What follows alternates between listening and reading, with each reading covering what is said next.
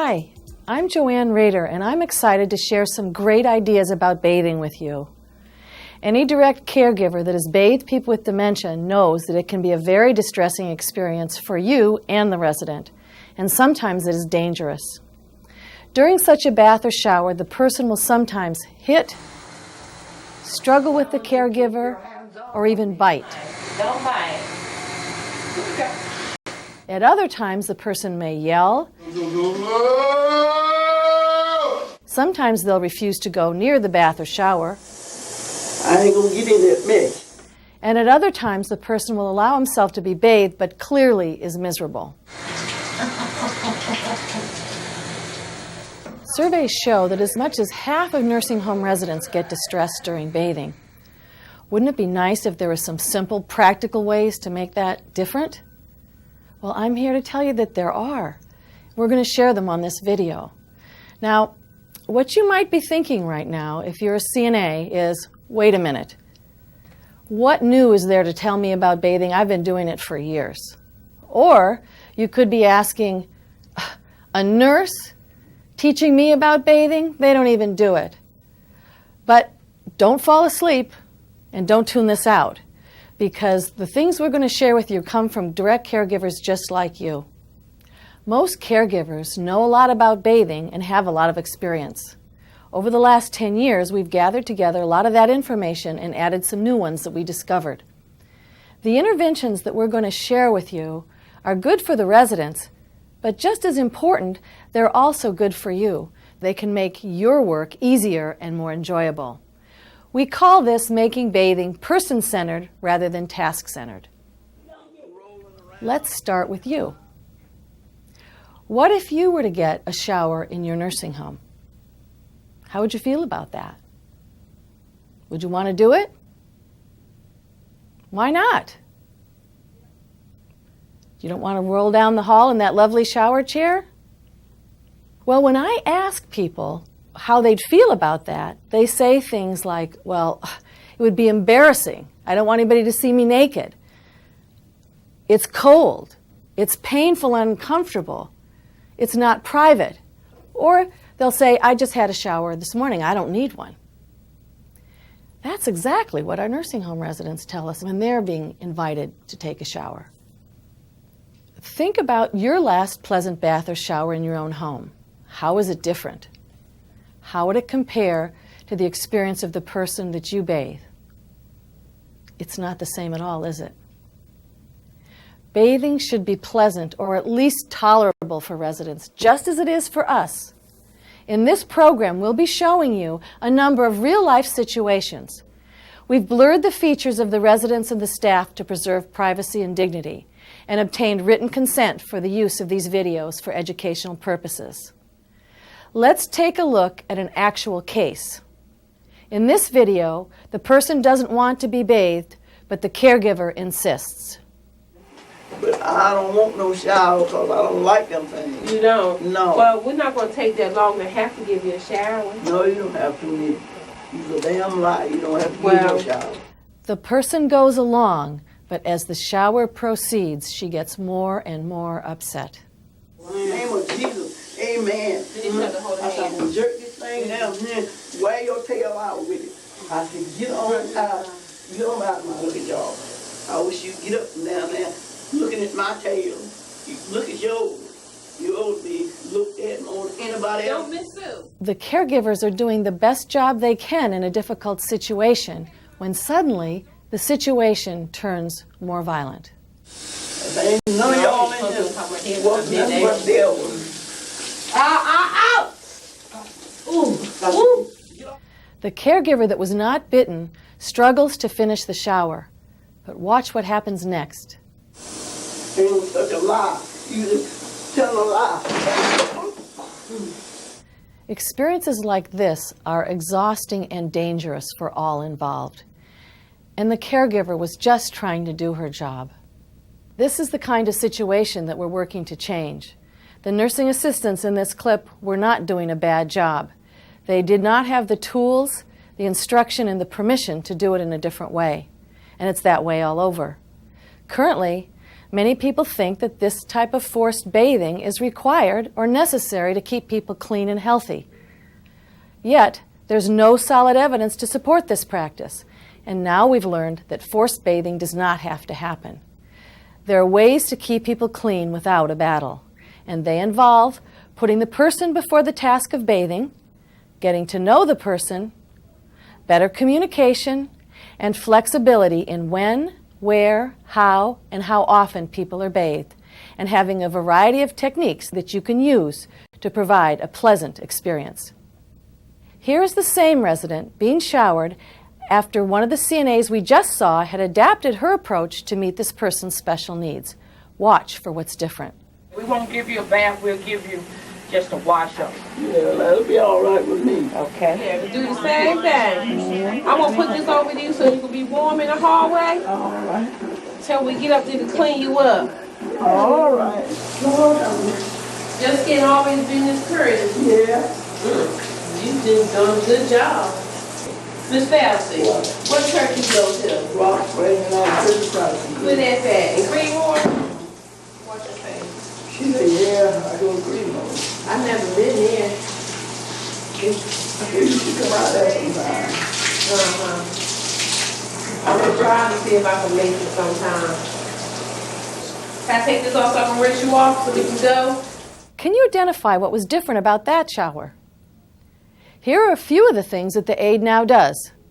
She reassures the person that she'll be covered and warm, and she does it.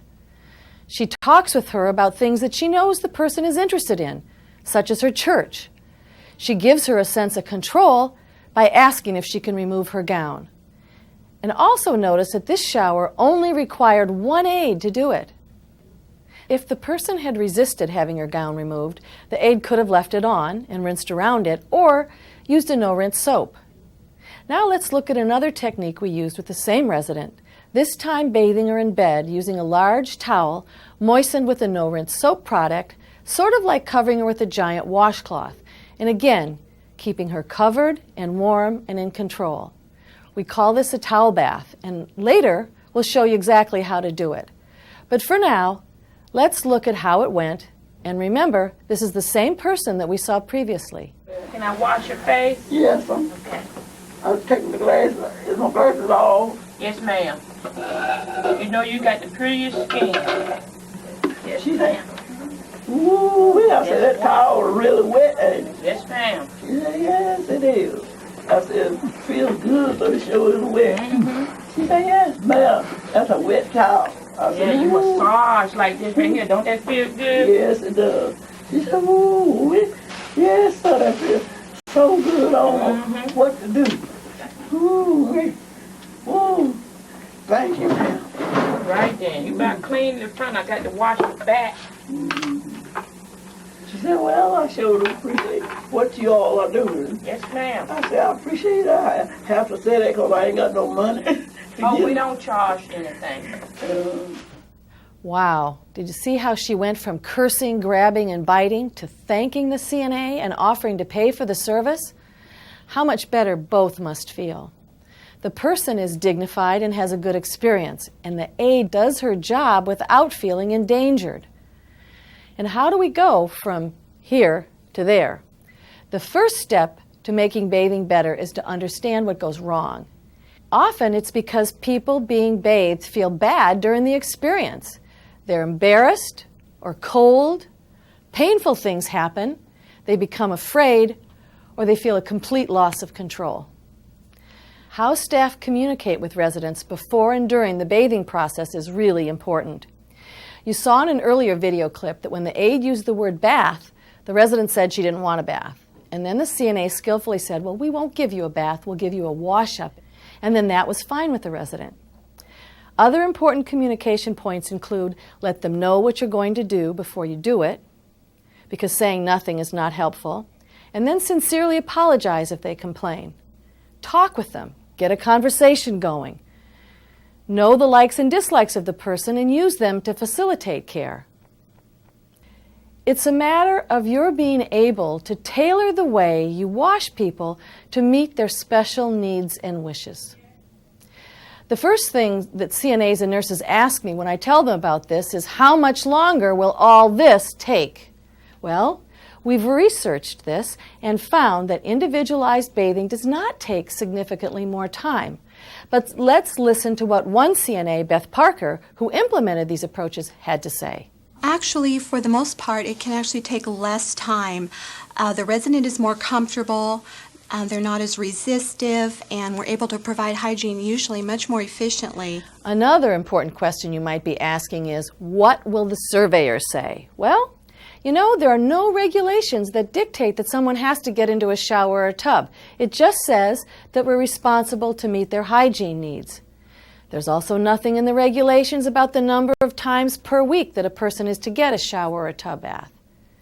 In fact, this material was presented to surveyors on a teleconference with the Center for Medicare and Medicaid Services, an organization which oversees all surveyors.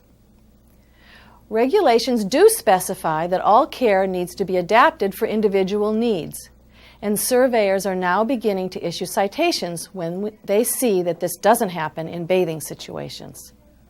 Now let's look in detail at what you can do.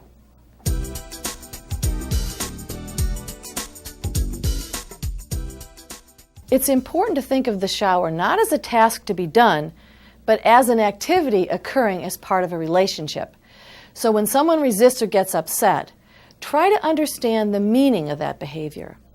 Address issues of cold, pain, need to feel in control.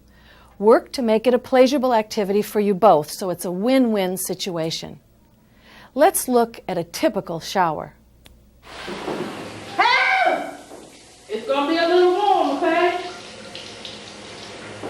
Hey! Hey! Sit down, Miss Ruth. Sit down. Generally, the shower starts at the top and works down with the person uncovered and cold throughout the process. However, having water on the face and the head is one of the most distressing parts of the shower for people with dementia. Plus, the person is usually sitting on a very cold and uncomfortable shower chair. So how can we make it more pleasant? Well, first of all, we can make the shower chair more comfortable. Let me show you how. One of the things that goes wrong in the shower is the shower chair itself. It's pretty uncomfortable. It doesn't have any padding and the seat's big. So let me have someone come in and sit on it and just give us their opinion on it. Hi. This is Ann Louise Barrick, and she's going to tell us what this chair feels like to her. It's really uncomfortable. Mm-hmm. It's hurting my back, Your back. and I think my seat is going to fall through.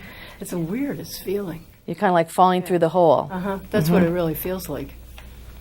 And my feet are dangling, too. Yeah, just kind of hanging there. Yeah.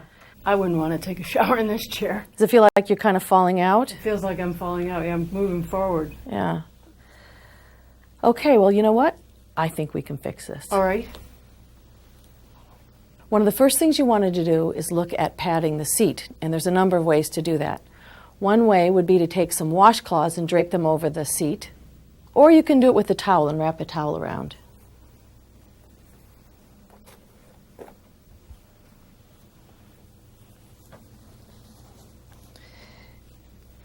You just place that towel in the place that was most important for where the person might be experiencing pain. Or the last thing that you can do for padding the seat is to take something like this, which is just a simple child's potty seat insert that's padded, and just put it into the hole in the chair, like that. You can also pad the back of the chair. Here I have some pipe insulation. It's a closed-cell foam, and you just slide it over the back like this. You could put it on the arms also. But because this chair also has this difficult nylon that's rough on the skin, you might want to take a towel and just put it over the back. I'm sure many of you already do that. But the one last thing we had to deal with is that she was complaining that her feet were dangling. And one of the things you can do is to take a very simple basin that you have around in the care facility, turn it over, and use it as a footstool. So now let's invite Ann Louise to come back and try it with these modifications.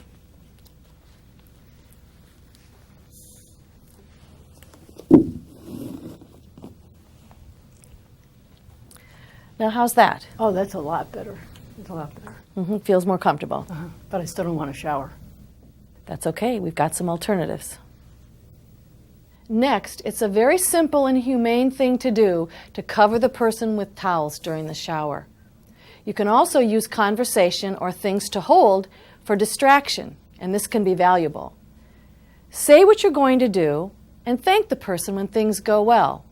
If the shower spray is uncomfortable, consider using a washcloth or perhaps a no-rinse soap. Here's the same woman being showered using some of these principles. Good. Warm.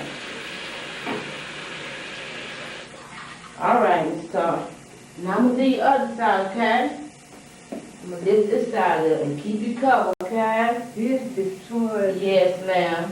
Shannon Yeah. is. I gotta keep you warm here. All right, I'm gonna lift this side up, okay? Get this on. All right? Yeah. All right. You doing wonderful this morning. Thank you. Thank you, Miss Talk. Thank you. You're doing good for me.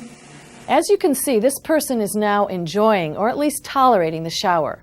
She's covered in warm, the caregiver's talking with her, telling her what she's going to do, and the pace is slow and gentle. Here's another example of a shower that uses some of the same principles to create a pleasant experience. Is that better?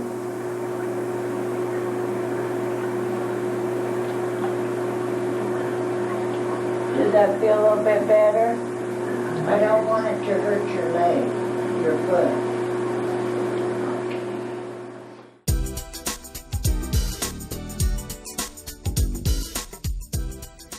Many residents are frightened by the tubs in long-term care facilities. For Christ's sake, why don't you want me to live? I do want you to live. Well, why can't I have what I want to have then?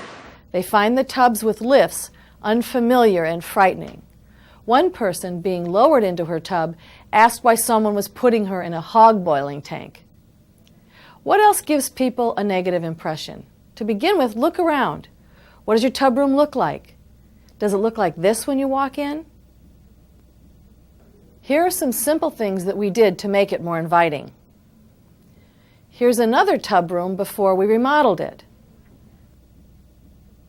And here's what it looked like after it was remodeled. Notice how it looks much more familiar and friendly, even though there's an unfamiliar tub in the room. As with showering, if you change your approach to tub bathing to improve comfort, privacy, and a sense of connection, it'll make a big difference. Keep the person covered and warm. Reassure them. Move slowly. Consider using a no-rinse soap in the tub if you need to make the process quicker and simpler. If the person remains fearful and resistive, try a different method. Here's the same woman you saw fighting and struggling in the lift, being much more cooperative when she's given a shower and encouraged to help herself.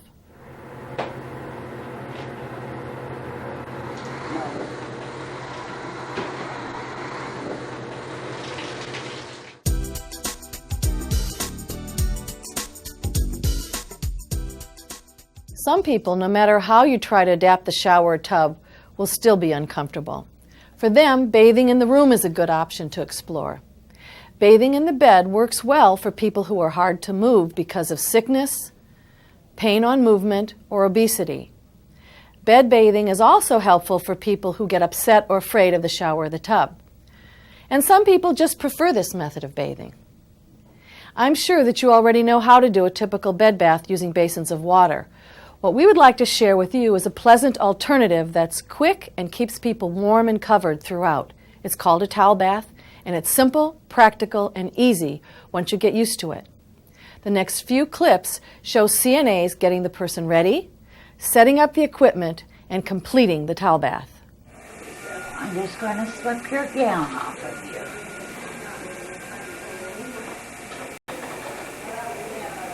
Okay.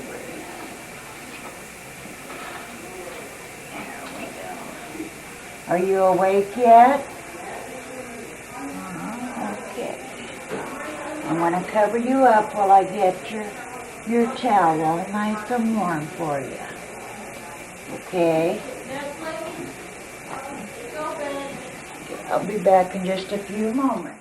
Notice how the nursing assistant loosened the clothes and got the person ready to be washed, and then assured that she was warm before she left to get her equipment. Next, we'll see how to set up the equipment. The equipment that you need to do the towel bath is pretty basic and easy to obtain. You're going to need a graduate, one that will fit underneath the faucets on your sink, no rinse soap, a small medication cup to measure the no rinse soap, a plastic bag. Into the bottom of that plastic bag, you're going to want to place a couple of washcloths, perhaps a hand towel, and then you're going to have your bath sheet that has been fan folded, like an accordion fold, and place that on top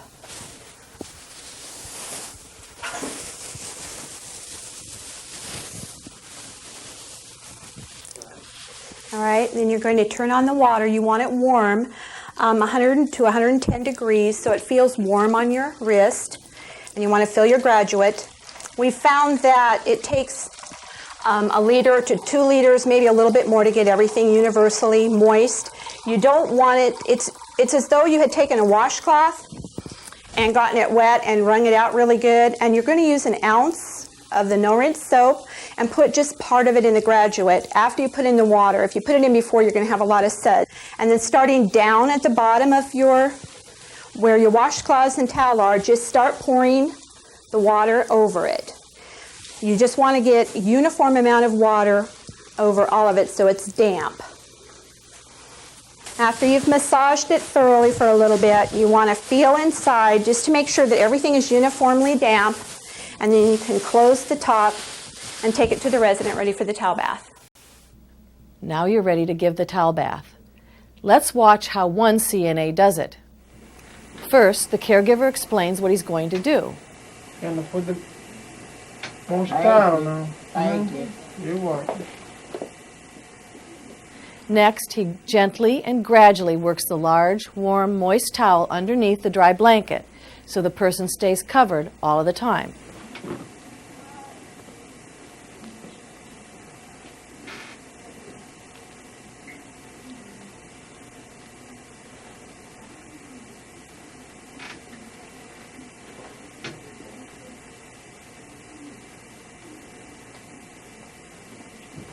Get me out. Come on.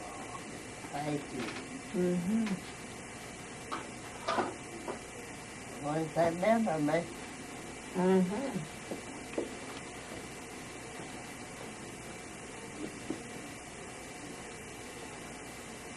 Thank you. You're welcome, honey.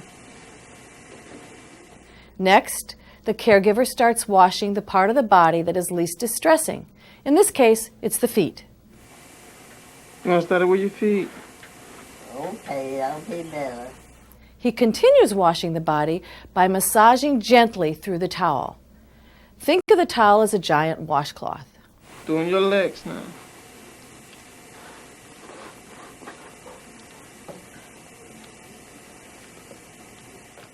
Notice how he uses one of the washcloths from the bag to clean the peri area. I'm gonna clean between your legs now, okay? Just relax.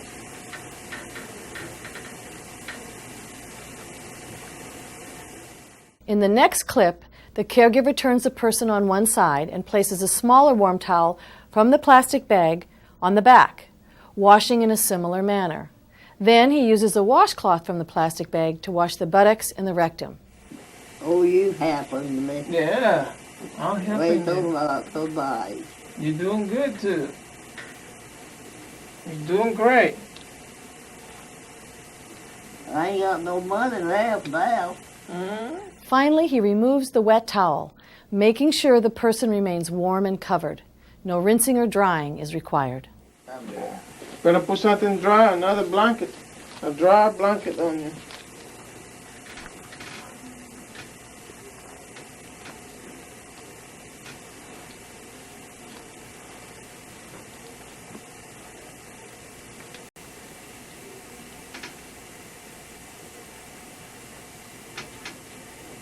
That leaves it cold. Yeah, I'm taking the cold stuff out now. Yeah, we're taking the cold stuff out. He's done. At this time, you can let the person rest comfortably for a brief time, or you can get them dressed. If you've raised the bed, be sure to lower it back down to the best height for the resident before you leave the room. Keep in mind that this person had been very difficult and resistive in the shower. However, what we see is a woman who feels warm, in control, and respected throughout the process, and she thanks him numerous times for helping her. Here are a few additional tips on the towel bath technique. To wash under the legs, have the person bend their knee. This gives you access to the underside of the leg and the inner thigh. And remember that like the shower, there is not just one way to do it. Earlier you saw the aide putting on the moist towel starting at the feet. Here he did it side to side. You can adapt it for what's comfortable for you and the resident. Once you're familiar with the technique of the towel bath and you have the supplies handy, this method is as quick or quicker than a tub bath or a shower.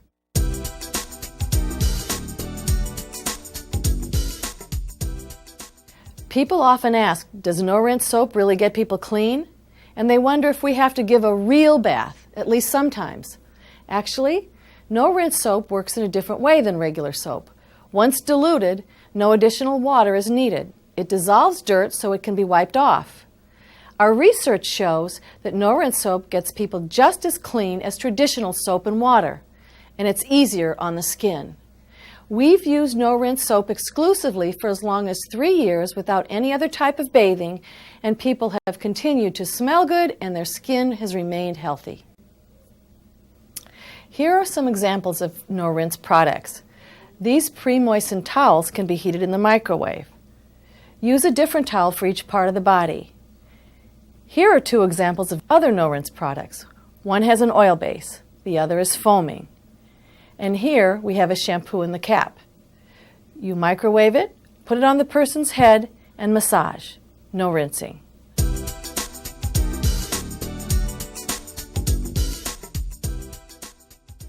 Hair washing poses a special challenge. Let's look at a couple of clips. I've got a warm washcloth I'm going to put on your head. Oh, don't put that up there. Get it off. Okay, I'll hurry, Maudie. You're doing okay. I'll hurry. I didn't intend for you to do that. I know I it. don't like it. I know you don't.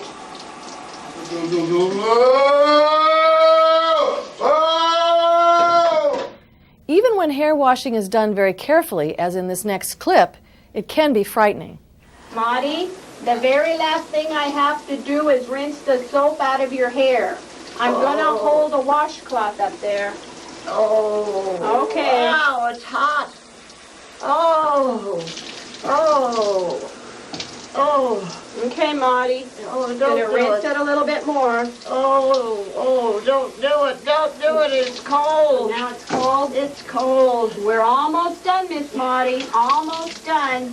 I'm trying to hurry.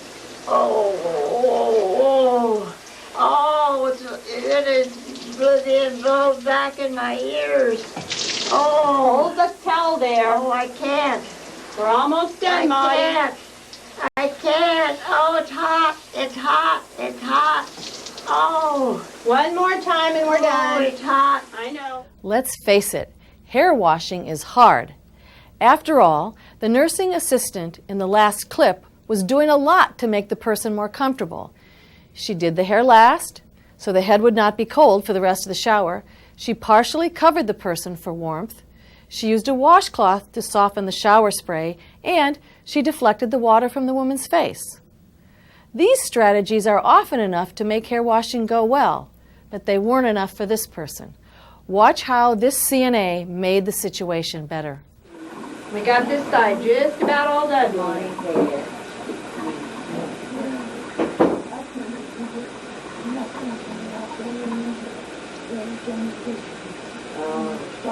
Your hair curls up so nice when it's wet, Maudie. Well, you don't have to have it so deep. I said it curls up pretty. You got pretty curls in your hair.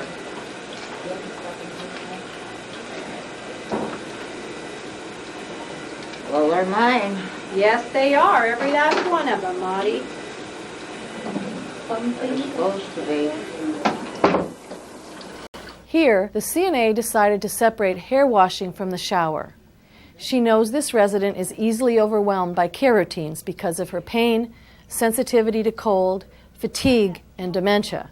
So she washes her hair in the beauty parlor. The resident is fully dressed and warm.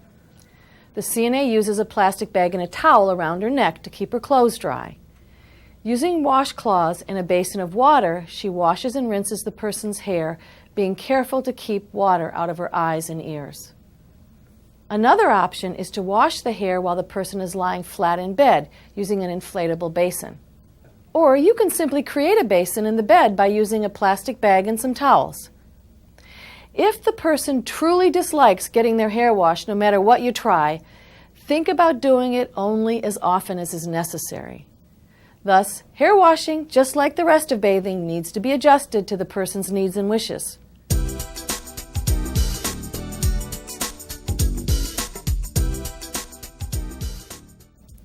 And what would happen if you make these bathing changes? Well, first, you could expect to see a real decrease in resident complaints, resistance, and defensive behaviors such as hitting, grabbing, and biting. Here is Beth again, describing how things changed for her and the residents that she cares for.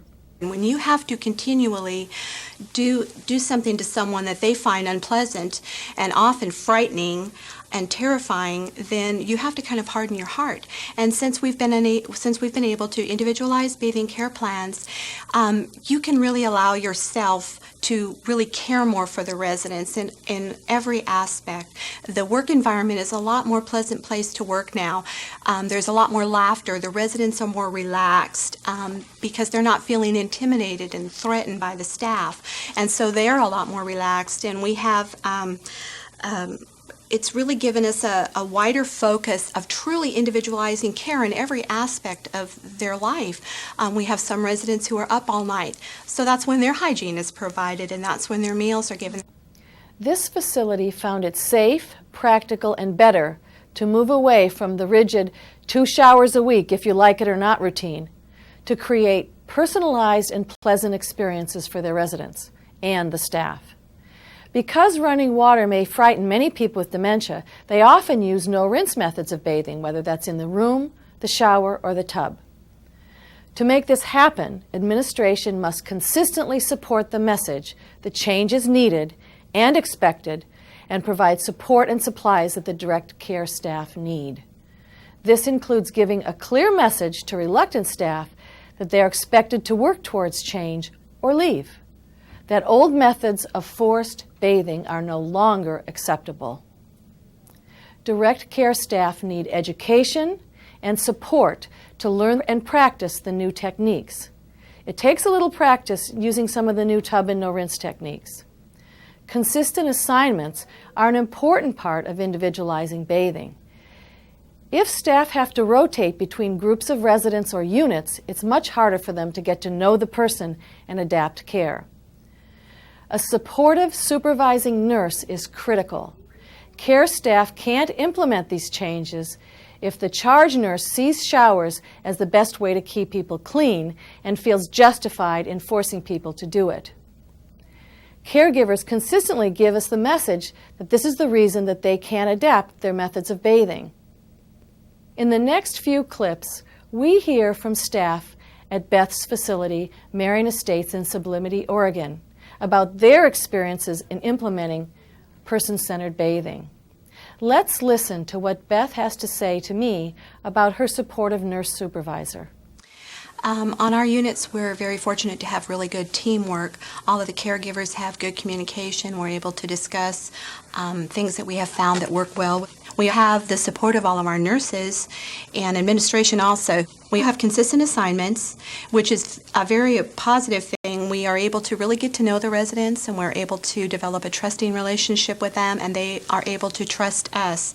And in long term, when we also have the flexibility that if the resident is because of the consistent assignments, if we feel that they're not able to have their bath done that day, then and if they're saying no, then we can wait, we can do that another time, and that comes from having our nurses support us. They realize that we're going to do what's best for the residents, and they give us that ability. Here is how that nurse, Donna Bullock, describes her role. All of the residents on our units have dementia. We believe that they still have the right to make choices and say no if they don't want a bath. However, the CNAs are very good at coming up with ways to keep them clean and to wash them up that they can tolerate. They consult with me, and we come up with a plan for bathing. As a nurse, it's my job to make sure that I support them and that I have the tools available for them to use. We purchased some no-rinse soap for our program that was not a good soap, was not appropriate for the residents. The CNAs came to me and said, could we please have this other kind that's much better? So I went to administration and they purchased the soap, and we are now using that brand of soap. Donna also had this to say when she was asked if she saw an impact from the bathing changes. Yes, there was. Our agitation level went down. Our behaviors were less. It took less staff time because we didn't have the behaviors. April Diaz, the director of nursing, had this to say. Well, when we saw the success of using individualized bathing with our Alzheimer's residents, we began to look at how we can incorporate that throughout the rest of the building. So we began to look at the basic level, which was the training level of how to do bathing, and looked at our CNA class curriculum. We incorporated Beth as one of our primary CNAs from the Alzheimer's units in teaching the CNAs in the class on how to bathe. And that's all based on individualized practice, which is not necessarily the showers. So we began to work with the nurses, using Donna as the primary resident RN care manager from the Alzheimer's unit to work with the other RN care managers and the nurses in incorporating this thought process and to be supportive to those CNAs that were coming out of the class. We also started working with families and educating them on the bathing technique and meeting the individualized need. Family education is also important. If you feel the person is no longer comfortable in the shower or the tub, someone needs to explain to the family that a new and improved care plan has been implemented. Show them this tape. Focus the discussion on what you are doing for the person rather than what you're not doing. Explain the problems and the benefits. A big question is always about cost. And here's what the administrator, Steve Austin, had to say. The costing involved in this change were very minimal. What we did was we purchased some supplies like the bath blankets. We used a new product, for the residents. But anybody that does any bed bath situation basically has the same, cost for the supplies. Probably the only difference or the only cost that really was associated was a training cost. Teaching everybody how to do this takes a little extra labor. But even considering, the labor was pretty minimal if you look at the outcomes to the residents. So, it is true. These changes are practical and economical. However, it does require an administrative commitment and a change of attitude and beliefs to put this into practice. Since this video and accompanying CD-ROM is being sent to every nursing home and state surveyor, ombudsman, and Alzheimer's Association agencies, this will soon be the expected standard of practice. It is important that you and your staff update your care related to bathing. Again, from the resident's perspective, forced bathing is frightening and abusive. It is unethical to continue our current approaches when safe and practical alternatives exist.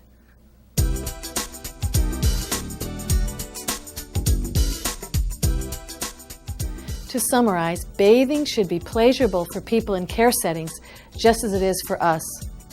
If it's not pleasurable, staff need to adapt.